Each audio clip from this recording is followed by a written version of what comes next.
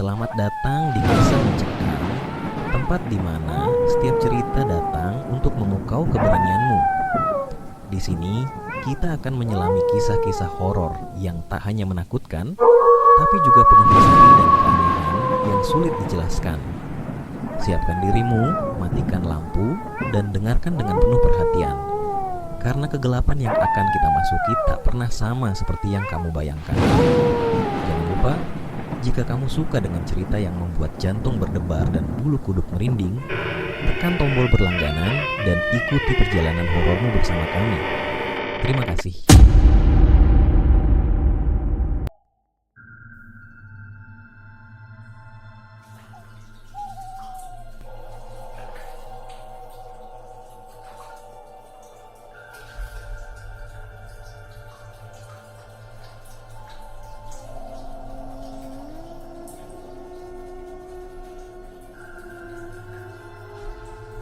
Di sebuah desa terpencil, hiduplah seorang pria bernama Pak Rengga. Ia dikenal sebagai dukun sakti yang sering membantu orang-orang dengan ilmu hitamnya.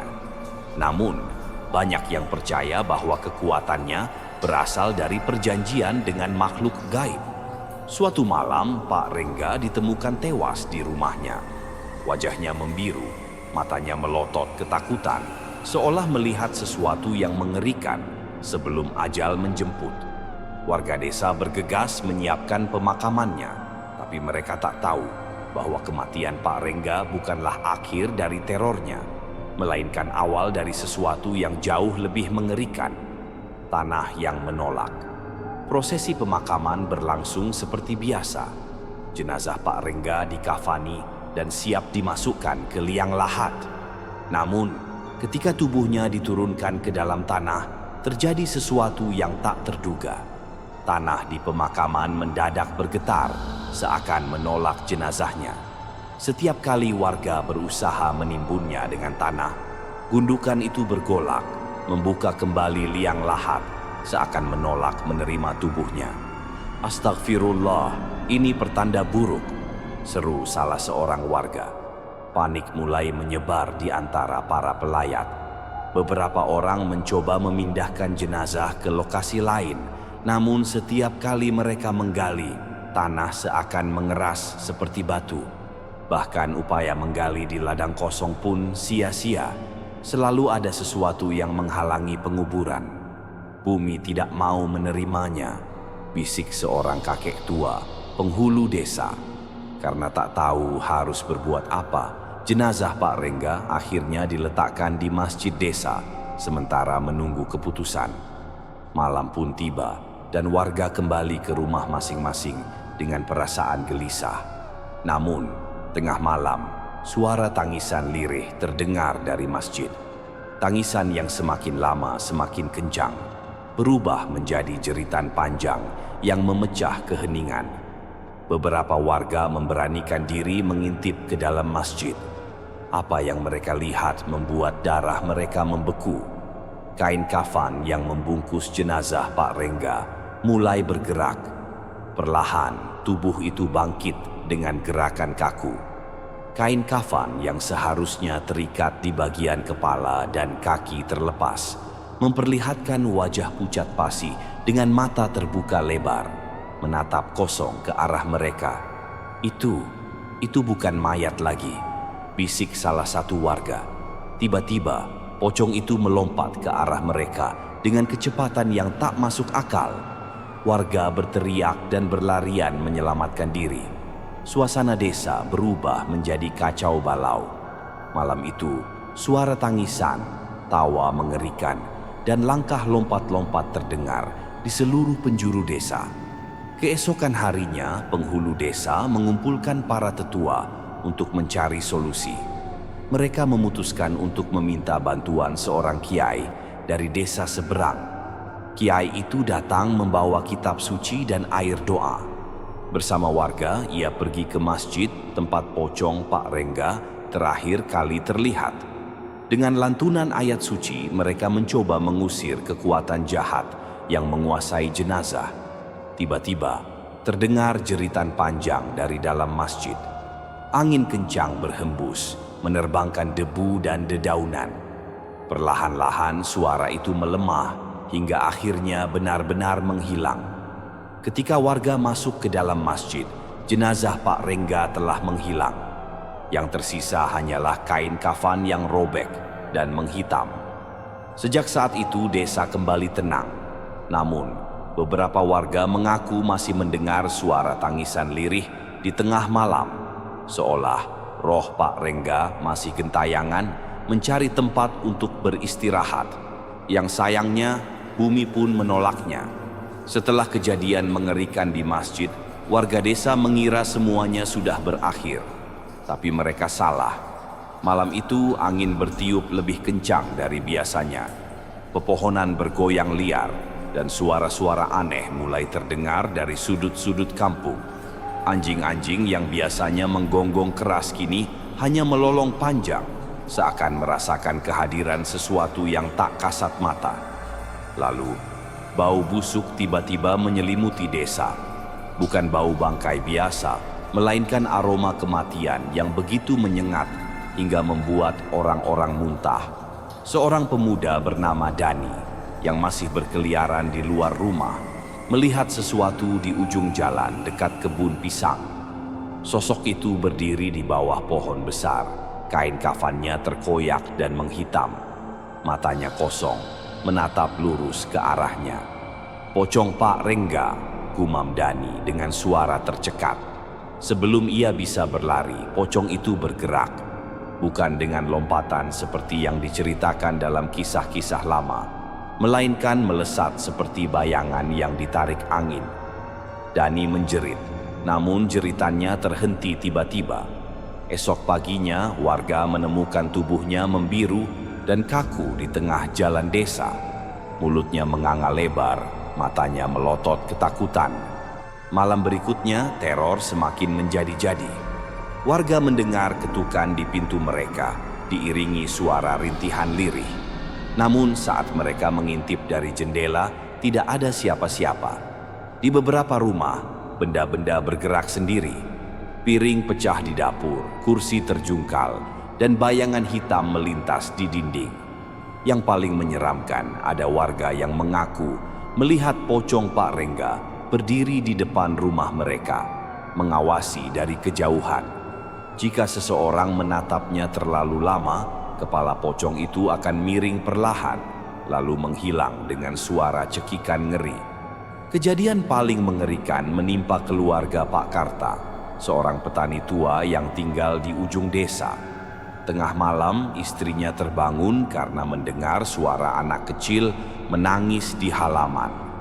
Dengan hati-hati, ia mengintip dari balik tirai. Yang ia lihat bukan anak kecil, melainkan pocong Pak Rengga sedang duduk di tanah, menggoyangkan tubuhnya maju mundur, sambil menggumamkan sesuatu yang tidak bisa dimengerti. Tiba-tiba, kepala pocong itu menoleh ke arah jendela. Matanya yang hitam kosong menatap lurus ke mata perempuan itu. Perempuan itu langsung pingsan di tempat. Keesokan harinya, ia ditemukan dalam keadaan linglung, hanya bisa berbisik, "Dia akan mengambil kita semua." Satu persatu, warga desa mulai jatuh sakit tanpa sebab. Beberapa mengigau dan menyebut nama Pak Rengga dalam tidurnya. Yang lain melihat bayangan pocong berkeliaran di dalam rumah mereka. Kiai yang sebelumnya mengusir pocong itu kembali dipanggil. Kali ini, ia membawa lebih banyak orang untuk melakukan doa bersama di seluruh kampung. Namun, saat mereka berkumpul di masjid untuk memulai ritual, tiba-tiba lampu minyak padam dengan sendirinya. Di dalam kegelapan, suara tawa kecil terdengar dari sudut ruangan. Semua orang terdiam. Kiai mencoba menenangkan mereka, tetapi sebelum ia bisa bicara, suara itu semakin keras, berubah menjadi cekikan histeris yang bergema di seluruh masjid. Tiba-tiba, seorang pemuda yang duduk di barisan belakang berteriak dan menggeliat ketakutan. Tangannya mencakar wajahnya sendiri, seolah sedang melawan sesuatu yang tak terlihat. Dia ada di sini," teriaknya. Tiba-tiba tubuh pemuda itu terangkat beberapa sentimeter dari lantai, lalu terhempas dengan keras. Ia tidak bergerak lagi. Seketika semua orang panik. Beberapa berlari keluar, tetapi di halaman masjid mereka melihatnya. Pocong Pak Rengga berdiri di tengah lapangan, menatap mereka dengan senyum mengerikan. Malam itu, langit di atas desa berubah gelap pekat, seakan sesuatu dari dunia lain telah merasuk ke dalamnya. Mereka yang berhasil bertahan akhirnya memutuskan meninggalkan desa. Tidak ada lagi yang bisa dilakukan. Terlalu banyak yang telah mati atau menghilang. Ketika tim pencari datang beberapa minggu kemudian, mereka menemukan desa itu kosong. Rumah-rumah hancur, tanaman mengering, dan udara di sana terasa berat serta pengap. Tidak ada tanda-tanda kehidupan, hanya keheningan yang menyesakkan. Yang paling mengerikan adalah sebuah lubang besar di tengah lapangan desa, seolah sesuatu telah keluar dari dalam tanah. Tidak ada yang tahu apa yang sebenarnya terjadi di sana. Tapi hingga hari ini, beberapa orang yang melewati daerah itu mengaku masih mendengar suara rintihan lirih di malam hari. Dan jika mereka terlalu lama diam di sana, mereka akan melihat sosok berselimut kain kafan berdiri di kejauhan, menatap mereka dengan mata kosong. Mungkin Pak Rengga masih belum puas. Malam semakin kelam di desa itu. Tak ada lagi suara jangkrik atau angin berhembus. Seolah seluruh kehidupan di tempat itu telah lenyap, menyisakan kehampaan dan ketakutan yang mencekam. Namun, di antara kegelapan, sesuatu masih mengintai, menunggu, mengincar mereka yang berani melangkah masuk. Lalu, kenapa bumi menolak jenazah Pak Rengga? Sebelum kematiannya, Pak Rengga bukanlah orang biasa. Ia adalah dukun sakti yang tak segan menggunakan ilmu hitam untuk mencapai keinginannya. Tidak ada seorang pun yang berani menentangnya. Bahkan kepala desa pun menutup mata terhadap kebiadaban yang ia lakukan karena takut akan kutukan dan ancaman gaibnya. Pak Rengga dikenal memiliki ilmu untuk berkomunikasi dengan roh orang mati. Tapi bukan roh biasa, melainkan arwah penasaran yang penuh kebencian. Ia bisa membangkitkan mereka dari kubur dan menggunakan mereka untuk menghantui orang-orang yang berani menentangnya. Pernah ada seorang pemuda bernama Anto yang mencoba membongkar kejahatannya. Malam itu, Anto ditemukan tergantung di pohon beringin tua di pinggir desa. Wajahnya membiru, matanya melotot penuh ketakutan. Tidak ada yang tahu bagaimana ia bisa sampai di sana. Tapi beberapa orang bersumpah mendengar suara tawa Pak Rengga malam sebelumnya. Banyak warga yang percaya bahwa Pak Rengga sering menggunakan santet untuk menyingkirkan musuh-musuhnya. Ia juga melakukan ritual gelap yang membutuhkan tumbal nyawa. Setiap beberapa bulan selalu ada orang yang hilang secara misterius di desa itu. Kebanyakan adalah anak-anak kecil atau orang-orang yang hidup sendirian. Sampai suatu hari seorang ibu bernama Bu Surti kehilangan anak laki-lakinya yang baru berusia 6 tahun. Seluruh warga mencari bocah itu kemana-mana, tapi hasilnya nihil. 3 hari kemudian, tubuh bocah itu ditemukan di belakang rumah Pak Rengga, tergantung terbalik dengan mata kosong dan mulut dipenuhi tanah. Tidak ada yang bisa membuktikan keterlibatan Pak Rengga, tapi semua orang tahu itu adalah bagian dari ritualnya. Pak Rengga tidak hanya sekadar dukun, ia telah menjual jiwanya kepada kekuatan gelap. Dalam ritual terakhirnya, ia mencoba mencapai keabadian dengan mengorbankan 7 nyawa. Ia percaya bahwa dengan itu, ia bisa hidup selamanya, tidak bisa mati seperti manusia biasa. Namun, ada satu kesalahan.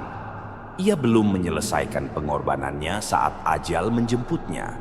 Iblis yang pernah ia sembah menagih janjinya, tapi karena ia mati sebelum menyelesaikan ritualnya, rohnya menjadi terkutuk. Bumi pun menolaknya karena dosa-dosanya terlalu keji, bahkan untuk diterima tanah kubur.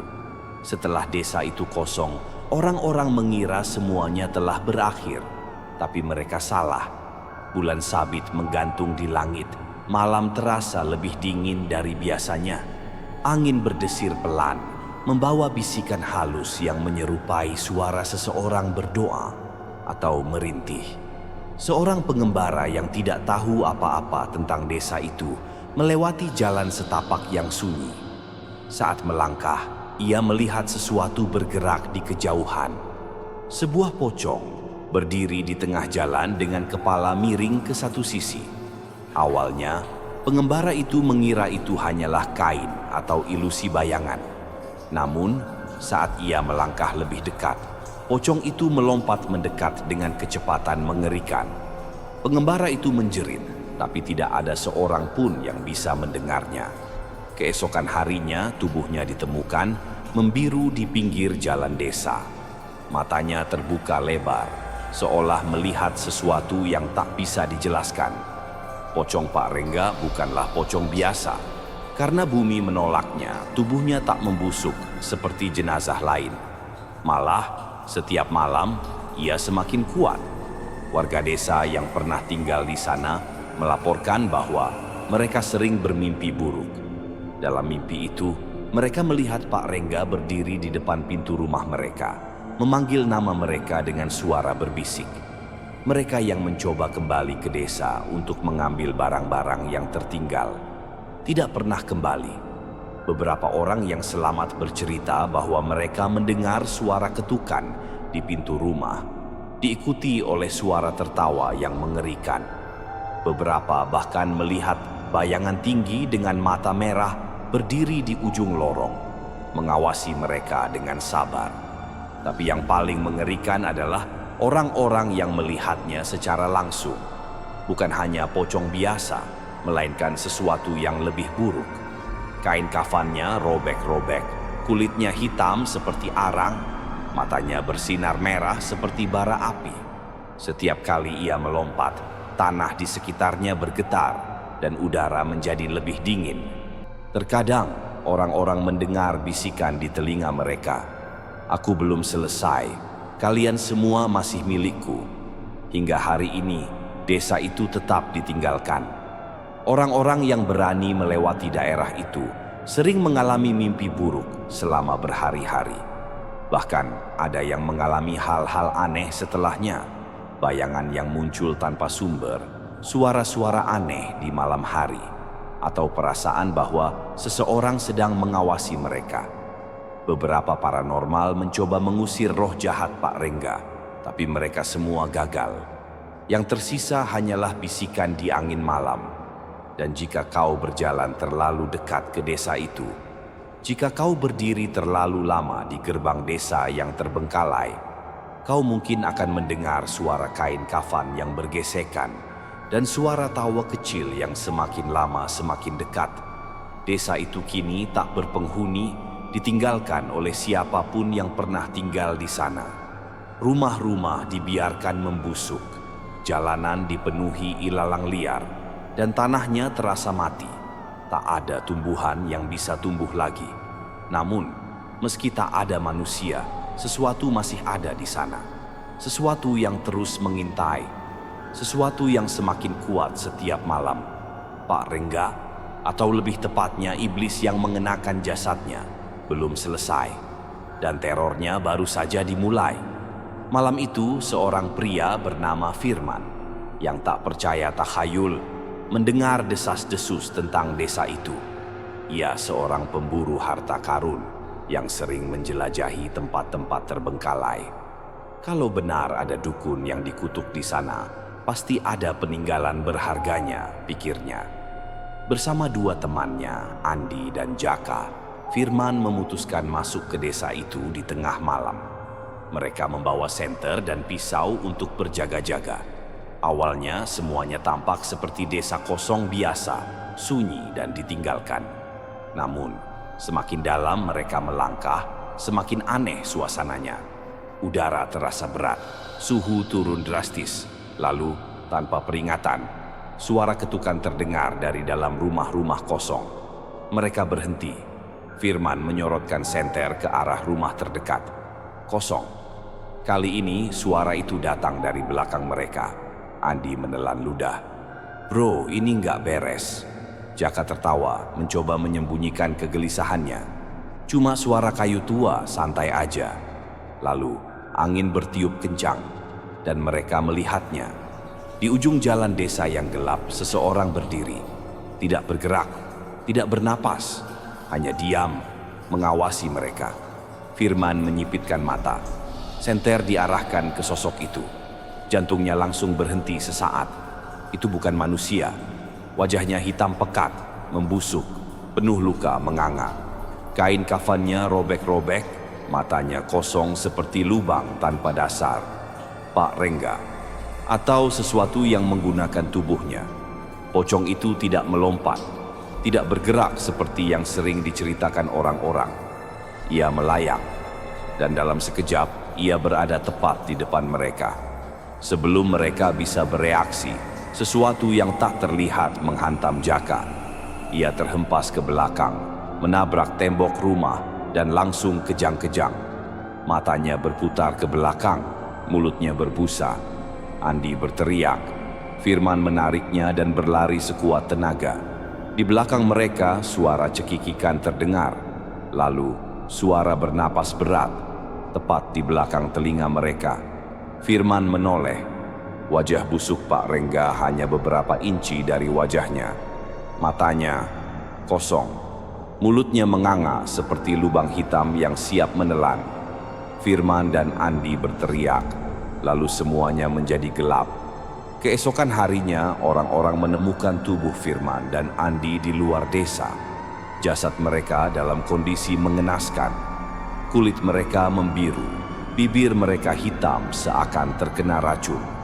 Tapi yang paling mengerikan, wajah mereka tertarik ke atas, membentuk senyuman lebar yang tidak wajar, seolah mereka tertawa sebelum mati. Namun, Jaka tidak ditemukan. Orang-orang yang mencoba mencarinya melaporkan bahwa mereka mendengar suara tawa kecil dari dalam desa. Dan ketika mereka berbalik, di kejauhan, di bawah pohon beringin yang mati, mereka melihat seseorang berdiri di sana. Seseorang yang mengenakan kain kafan dengan senyuman lebar yang tidak seharusnya ada di wajah manusia. Kini, pocong Pak Rengga bukan hanya sekadar hantu. Ia telah menjadi sesuatu yang lain, sesuatu yang lebih jahat. Sebuah kutukan yang tak bisa dihentikan. Dikatakan bahwa siapapun yang mendengar bisikannya di malam hari akan mulai bermimpi buruk selama 7 malam berturut-turut. Dan pada malam ke-7, mereka akan melihatnya.